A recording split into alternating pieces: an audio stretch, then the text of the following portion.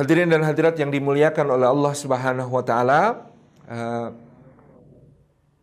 kita dikaruniai oleh Allah Subhanahu wa taala nikmat yang sekaligus menjadi amanah dan juga akan menjadi ujian bagi kita semua, di mana kelak akan Allah Subhanahu wa taala tanyakan tanggung jawab kita atas nikmat, amanah dan ujian tersebut.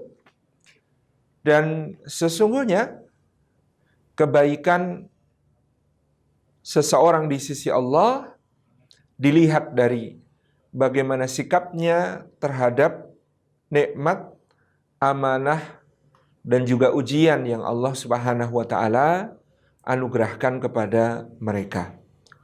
Sikap terhadap nikmat berupa rasa syukur, sikap berupa terhadap amanah berupa upaya untuk senantiasa menjaga nikmat-nikmat dan anugerah Allah, ya, di dalam ketaatan dan sekaligus di dalam manfaat.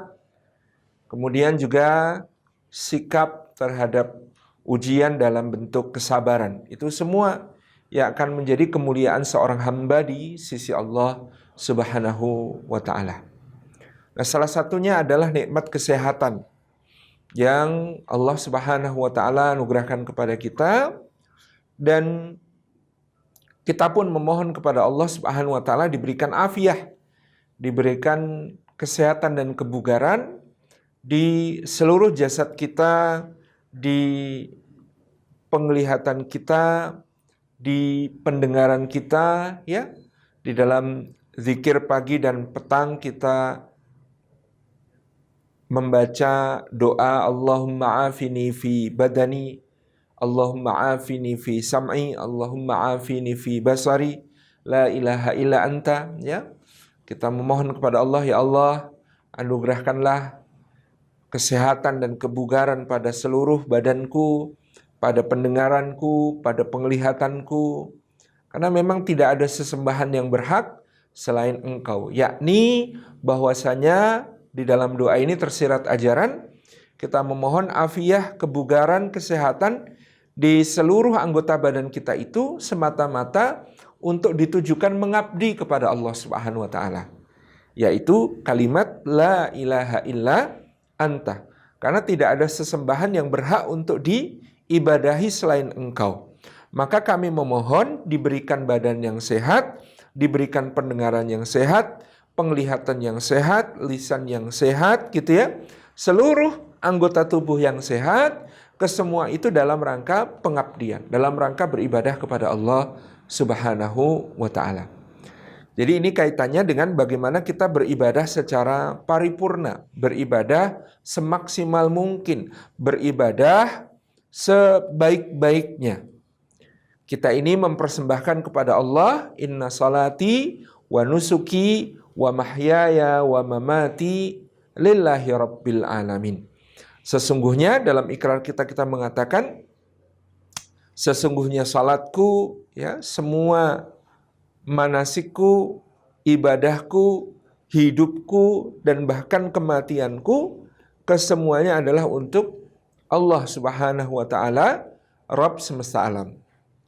Nah, padahal tidak layak dipersembahkan kepada Allah tentu kecuali adalah yang at-thayyibul. At-thayyib artinya yang terbaik, yang paling thayyib, yang paling indah, yang paling bersih, yang paling suci, yang paling halal. Ya, ini yang kemudian dipersembahkan kepada Allah.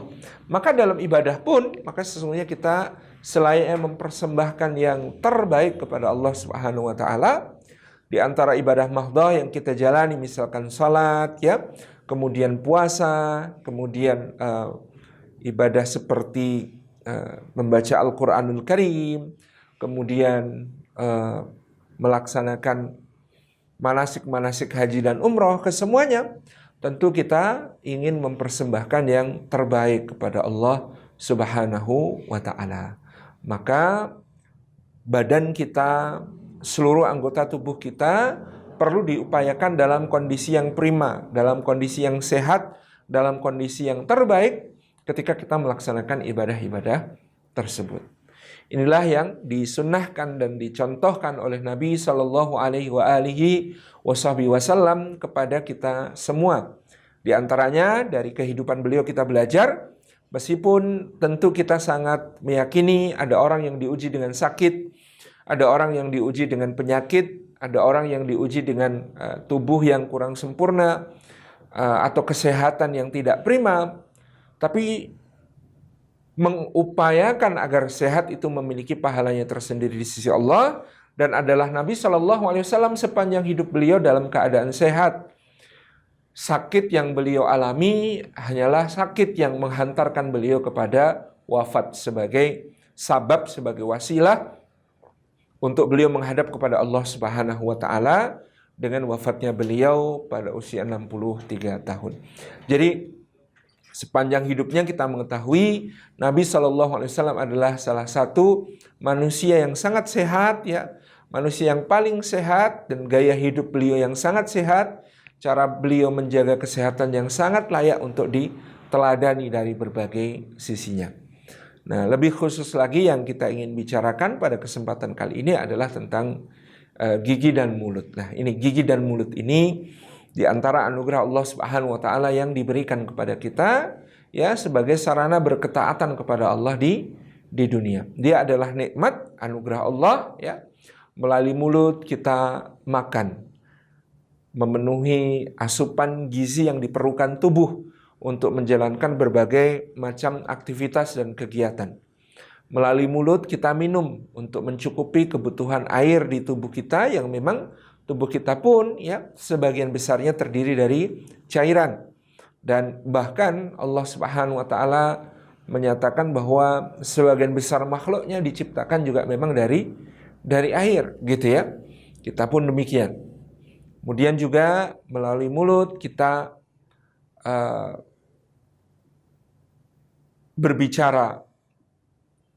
Melalui mulut kita melaksanakan salah satu anugerah yang diberikan oleh Allah kepada manusia, yaitu al-bayan, ya, bisa menyampaikan pesan dengan bahasa yang indah, ya.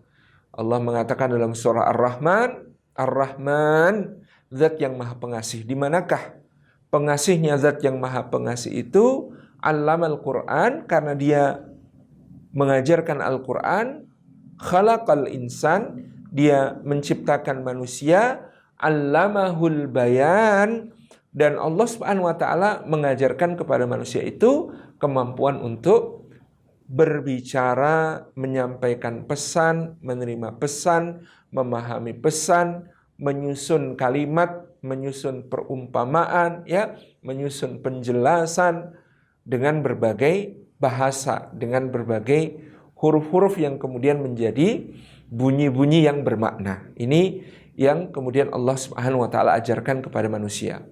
Dan kemampuan berbahasa, kemampuan berbicara yang sangat agung ini betul-betul Allah karuniakan kepada makhluk yang bernama manusia. Tidak Allah karuniakan kepada tumbuhan, tidak Allah karuniakan kepada hewan-hewan, ya, tetapi Allah karuniakan kepada manusia. Allamahul bayan, Allah mengajarkan al-bayan. Melalui mulut kita kemudian melaksanakan satu ibadah juga yang sangat agung, yaitu tilawatul Quran, membaca. Perintah membaca dari awal Al-Quran diturunkan itu juga kemudian termasuk di dalamnya adalah membaca dengan memenuhi hak-hak dari huruf-huruf yang dibaca, kalau itu adalah Al-Quranul Karim.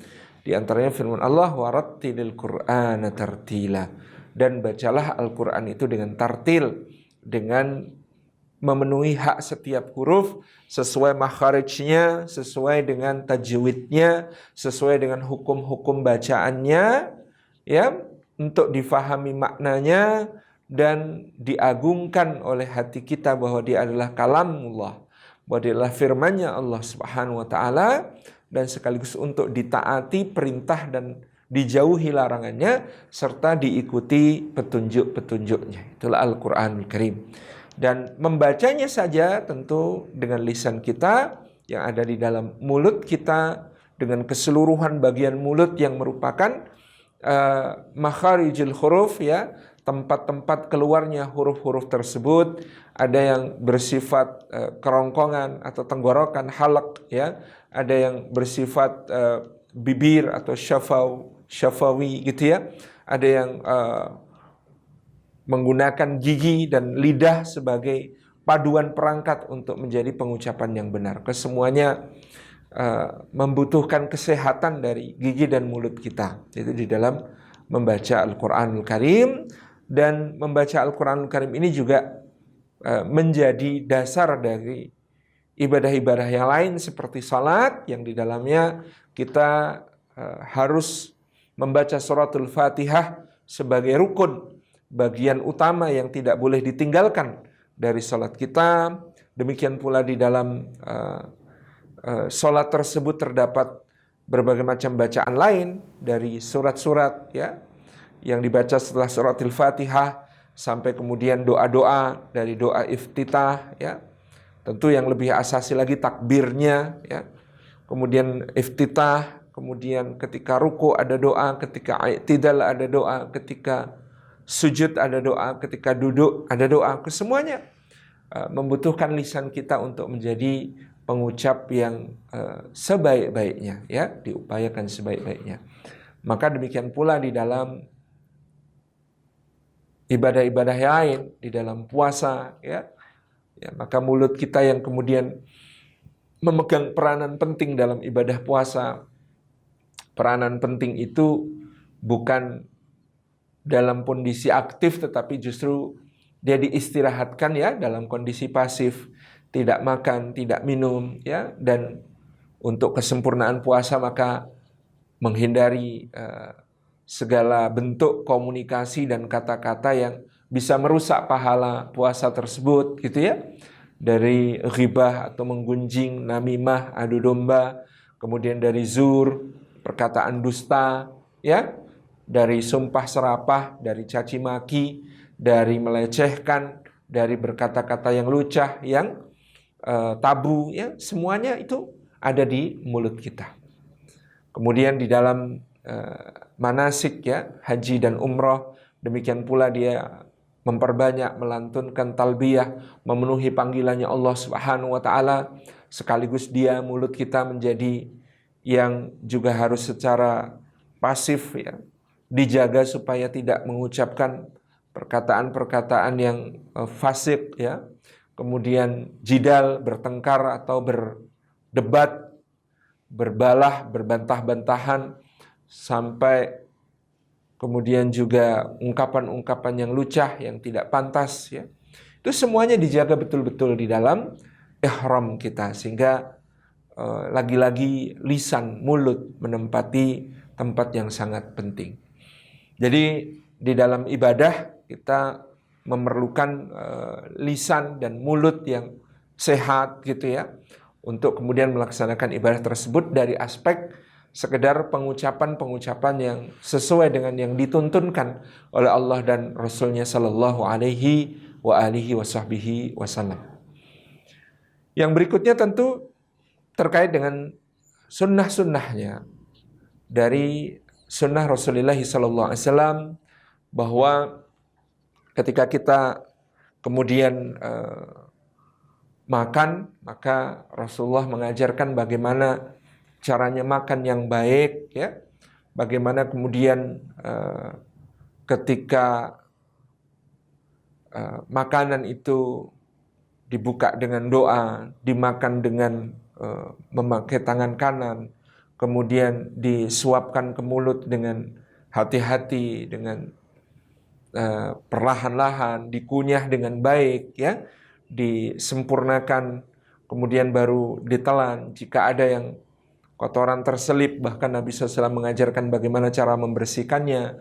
Jika dibersihkan dengan alat, maka sunnahnya kemudian dibuang. Jika dibersihkan dengan jari, malah sunnahnya kemudian yang tetap diasup, gitu ya. Bagaimana sekiranya kemudian makanan-makanan itu yang tertinggal ya di sela-sela gigi, di antaranya ini menjadi pengganggu bahkan berbagai aktivitas. Maka bagaimana caranya membersihkan gitu ya? Kalau makanan ini sampai di dalam mulut kita mengganggu kekhusyuan ibadah-ibadah kita. Salat misalnya, kalau ada sisa makanan di sela gigi kita, tentu ya, salat kita rawan karena salah satu pembatal salat itu makan ya. Kalau ada makanan di sela gigi, kemudian pada saat kita membaca doa iftitah, kemudian dia lepas dia lepas ya dari tempatnya bercokol, tempatnya terselip misalnya, kemudian ikut tertelan, ya itu makan itu ya, termasuk di dalam apa yang disebut sebagai makan. Kemudian misalnya tentu dia mengganggu ya, mengganggu di dalam mungkin pelafalan tertentu gitu ya, atau dia mengganggu dalam bentuk bau mulut ya. Bau mulut ini yang tidak sedap tentu akan menjadi satu hal yang sangat-sangat mengganggu bagi orang-orang yang ada di sekitarnya gitu ya. Dan ini mengganggu orang yang di sekitar kita, apalagi di dalam ibadah, tentu termasuk sebuah hal yang bernilai dosa di sisi Allah Subhanahu wa ta'ala. Nah, terlebih lagi dinilai dari sisi adab, tentu ini sebuah keadaan yang tidak beradab kepada Allah Subhanahu wa ta'ala, di mana kita menghadap Allah dalam keadaan ya berbau busuk ya, dengan keadaan yang tidak nyaman, dengan keadaan mulut yang tentu bahkan diri kita saja tidak sanggup mencium baunya gitu ya. Ini tentu adalah sebuah hal yang sangat tidak pada tempatnya. Apalagi kalau kemudian sampai kepada sakit ya, sakit gigi. Tentu ini mengganggu begitu banyak aktivitas kita, karena salah satu sakit yang sakit berat itu ya gigi gitu ya. Sampai ada lagu lebih baik sakit gigi daripada sakit hati, itu menggambarkan bahwa sakit gigi itu sakit banget, karena kalau dia adalah sesuatu yang berat, maka pembandingnya adalah sesuatu yang jauh lebih berat lagi, yaitu sakit hati, karena tersinggung, karena terluka, karena dikhianati, karena dolimi, dianiaya gitu ya. Maka ya dia sakit hati itu sakit sekali. Satu-satunya yang bisa menjadi pembandingnya adalah sakit gigi ya. Karena itu sakit gigi itu ya sakitnya luar biasa, tapi karena nggak kelihatan kadang-kadang orang tidak percaya gitu ya, apalagi. Nah, sakit gigi ini tentu menjadi satu penderitaan tersendiri, demikian pula menjadi gangguan, demikian pula bahkan dia berbahaya ya. Karena luka pada gigi dan gusi ini kaitannya dengan jaringan syaraf yang sangat rumit ya, yang juga jaringan pembuluh darah yang sangat sensitif dan kecil-kecil yang ada di situ, yang kemudian kaitannya adalah dengan bahkan jaringan seluruh kepala dan khususnya mungkin bahkan dengan otak gitu ya. Adalah Nabi Shallallahu Alaihi Wasallam itu memang beliau ditakdirkan oleh Allah bahwa di dalam perang Uhud, ketika salah seorang jagoan Quraisy ya itu menghantam bagian wajah beliau dan kepala beliau itu dengan sebuah gada, sampai kemudian ada cincin-cincin dari helm perang beliau itu yang melesak masuk ke dalam pelipis Nabi Shallallahu Alaihi Wasallam. Itu ada bagian dari gada itu yang menghantam tepat di bagian pipi, yang kemudian membuat gigi beliau Shallallahu Alaihi Wasallam, bagian geraham ini ada yang pecah. Nah, rekan-rekan mungkin bisa menyimak dalam sejarah perang Uhud, gigi yang pecah, gigi Nabi SAW yang pecah dalam perang Uhud ini menjadi salah satu sebab ketika racun yang ditaruh oleh seorang wanita Yahudi di Khaybar di dalam daging kambing panggang yang dihidangkan kepada Rasulullah SAW dan para sahabat, ketika itu adalah bagian paha kambing yang sangat disukai Rasulullah. Di situ dia memberikan racun yang sangat banyak. Dan kemudian ada seorang sahabat yang memakainya terlebih dahulu dan meninggal. Kemudian Rasulullah SAW juga sudah turut memasukkannya ke dalam mulut meskipun akhirnya memuntahkannya. Akan tetapi beliau merasakan rasa sakit akibat racun itu pada saat sakratul maut. Dan dalam keterangan disampaikan bahwa racun itu masuk ke dalam tubuh beliau sehingga beliau itu selama dari perang Khaybar, berarti ya perang Khaybar tahun ke-7 Hijriah sampai wafatnya beliau tahun ke-10 Hijriah, itu merasakan sakit di kepala beliau sallallahu alaihi wasallam itu karena ya racun itu menyusup melalui gigi beliau SAW yang pecah. Dan kalau gigi pecah itu ada kemungkinan di dalam gusi terbuka, kemudian di sana ada pembuluh darah terbuka yang di situ kemudian racun itu masuk dan kemudian menyakiti Rasulullah Shallallahu Alaihi Wasallam. Ini adalah pada Nabi SAW seorang yang sangat menjaga kesehatan gigi beliau, tapi qadarullah wa masya'a fa'al, memang beliau dalam keadaan terluka setelah perang Uhud pada tahun ke-2 Hijriah. Adapun Nabi SAW memiliki kebiasaan bersiwak, menjaga kebersihan gigi yang sangat disiplin. Paling tidak beliau itu diketahui bersiwak mewajibkan dirinya, mewajibkan bukan mensunahkan. Kalau kita disunahkan, tapi kalau beliau mewajibkan dirinya untuk bersiwak, yang pertama ketika akan melaksanakan sholat. Setiap akan melaksanakan sholat, Nabi SAW itu bersiwak.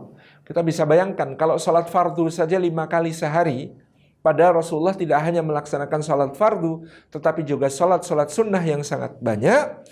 Tentu kemudian beliau bersiwak untuk sholat saja itu di atas 5 kali.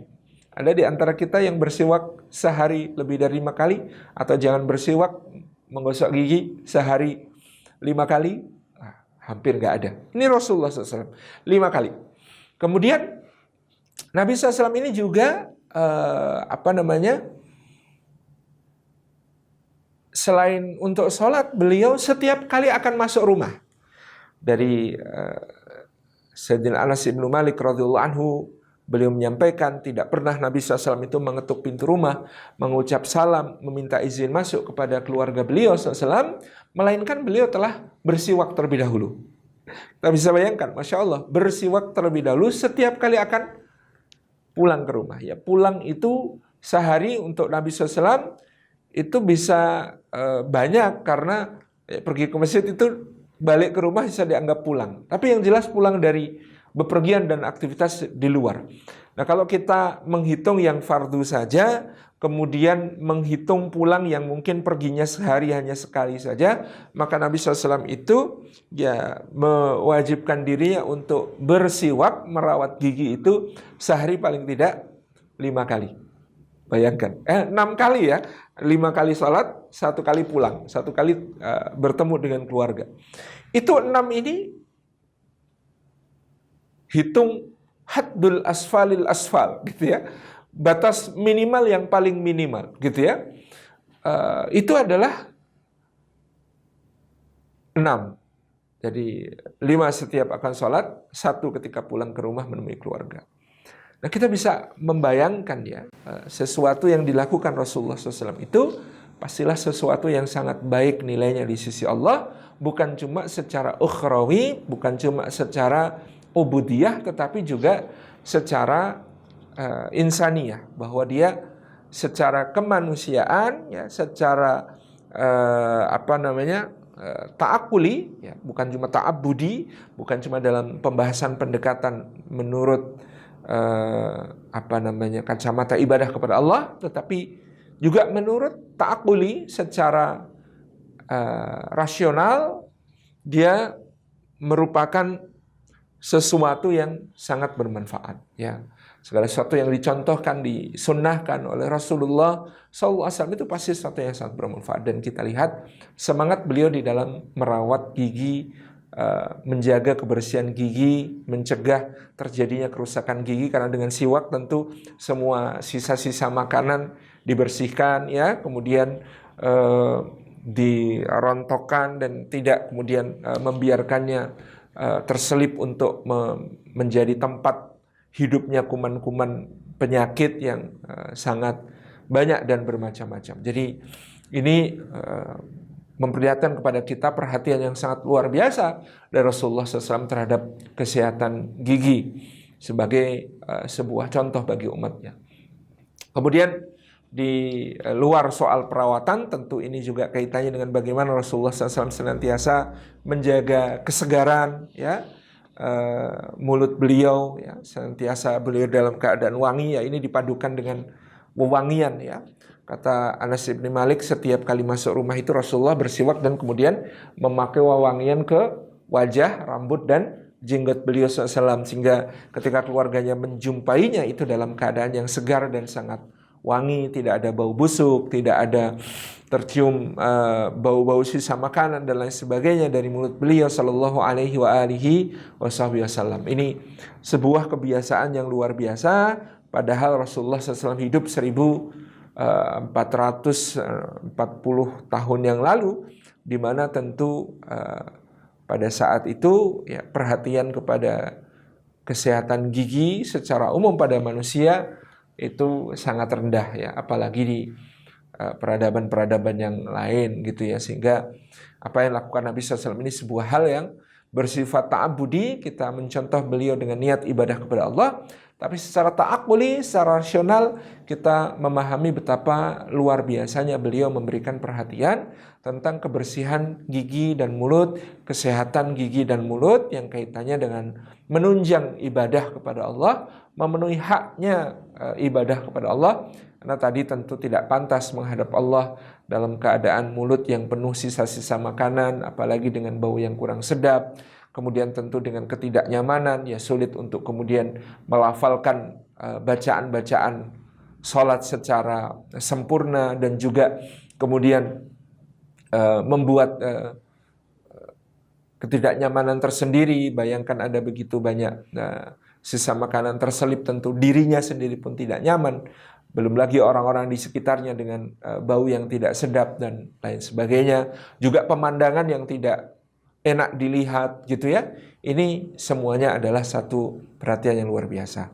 Dan tadi sudah kita singgung betapa kesehatan gigi dan mulut ini, mohon nanti para dokter memberikan koreksi, ya, memberikan pembetulan jika apa yang saya sampaikan salah. Tapi di sini ada sebuah buku, judulnya Gigi Sehat Ibadah Dahsyat, terbitan Proyomedia, buku yang kemudian mengulas betapa memang persoalan gigi ini bukan persoalan yang sepele di dalam Islam, di dalam ibadah kepada Allah Subhanahu wa taala, karena memang dia sangat mempengaruhi secara keseluruhan dari kesehatan, kesegaran, dan kemudian juga kekhusyuan ibadah kita, karena terkait dengan kebersihan, kesehatan dan sebagainya. Apalagi tadi kalau sampai gigi kemudian sakit, mengalami gangguan-gangguan yang merusak, ya, ini tentu menjadi satu hal yang patut untuk kemudian mendapatkan perhatian lebih.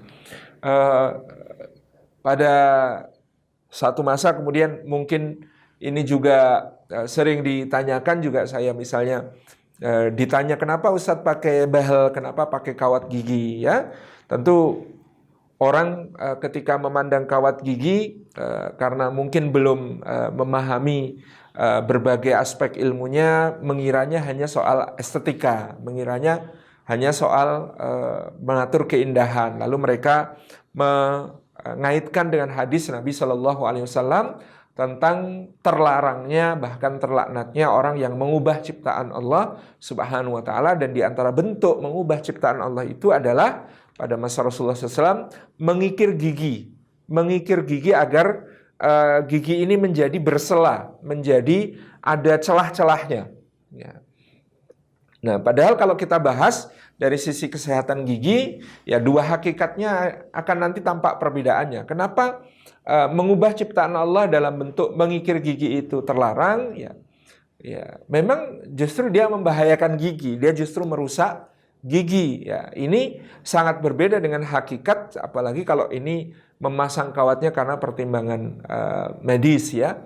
Saya ketika ditanya harus menjelaskan secara ringkas. Tentu yang lebih berhak menjelaskan adalah para dokter. Saya sendiri mengalami gangguan jaringan periodontal karena dulu pernah satu masa ada waktu di mana saya gaya hidup kurang sehat dalam soal sebagai seorang Jogja yang suka makanan manis dan terutama minuman manis.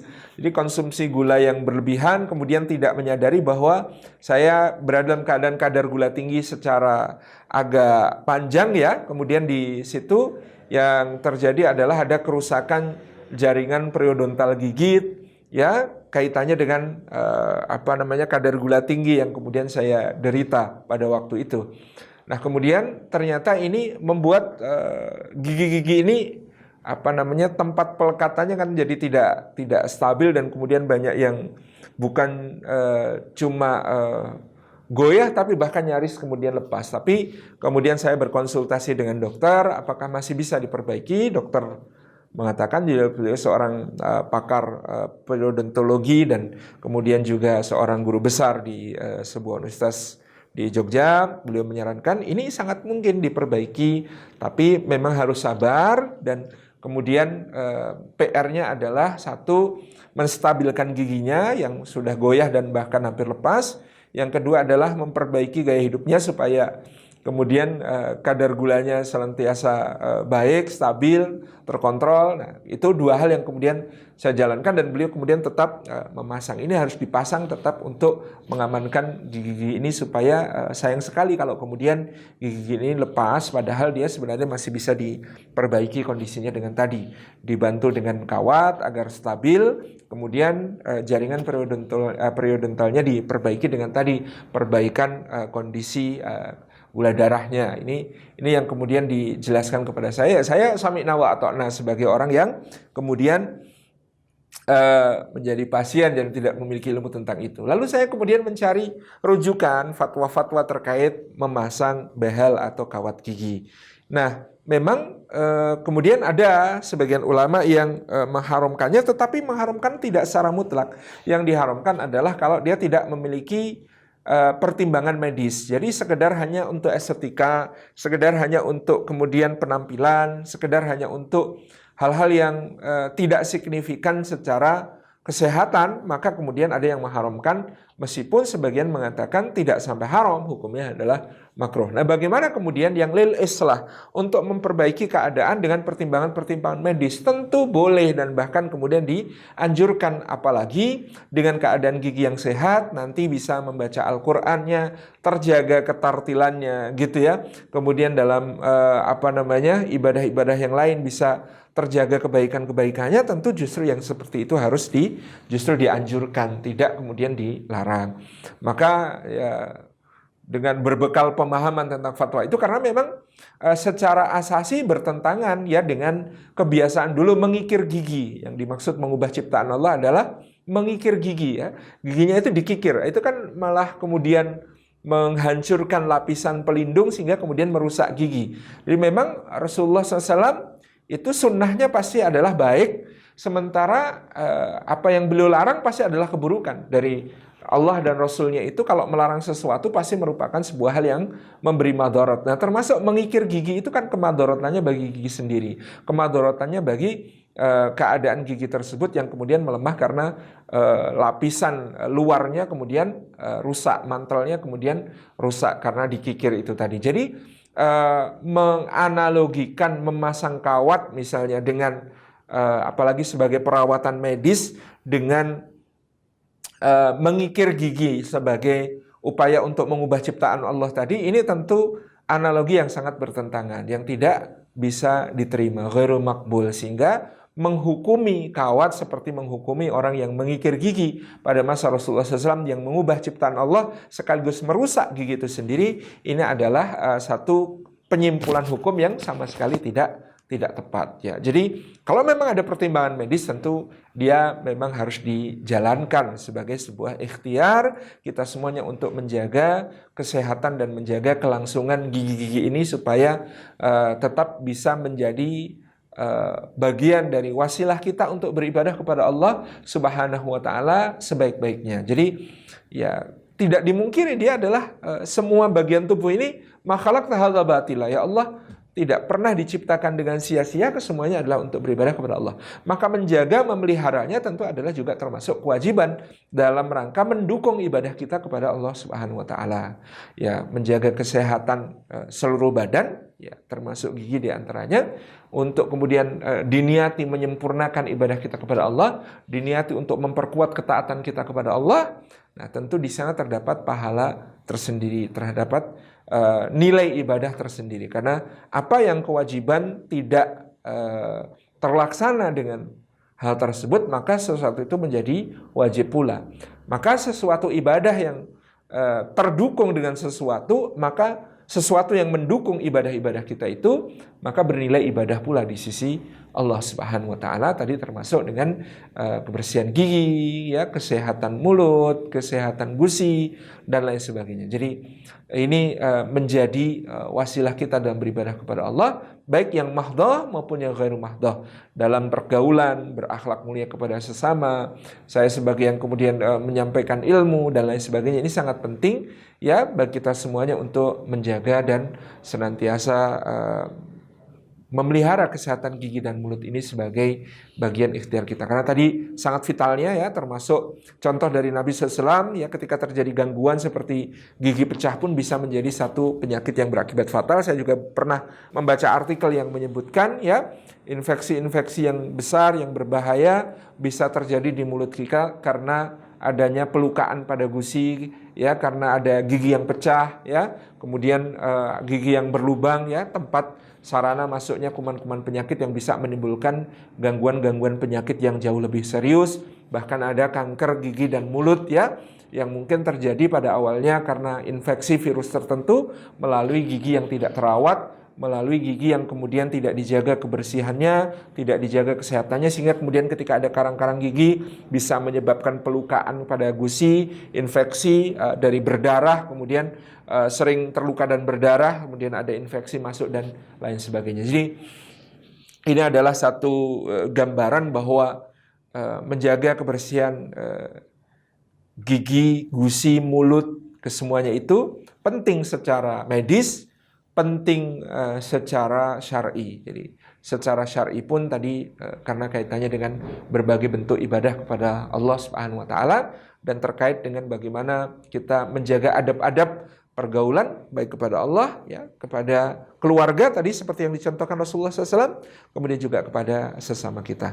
Saya kira demikian yang dapat saya sampaikan, karena saya bukan ahlinya, tetapi karena mungkin ada kasus ini ya yang saya harus memasang kawat gigi pula, ini menjadi teman-teman panitia menghendaki saya berbicara tentang ini gitu ya. Dan ini buku ini kalau nanti mau dipesan bisa diorganisir oleh panitia melalui Mas Alfredo, asisten kami, nanti bisa dipesan. Jadi ini ditulis oleh teman kami Dr. Gigi Trisnawati Cahyadi dan seorang Ustadzah Aroyan Dwi Andi. Ini bisa menjadi salah satu referensi yang menarik. Jazakumullah khairan. Wassalamualaikum warahmatullahi wabarakatuh.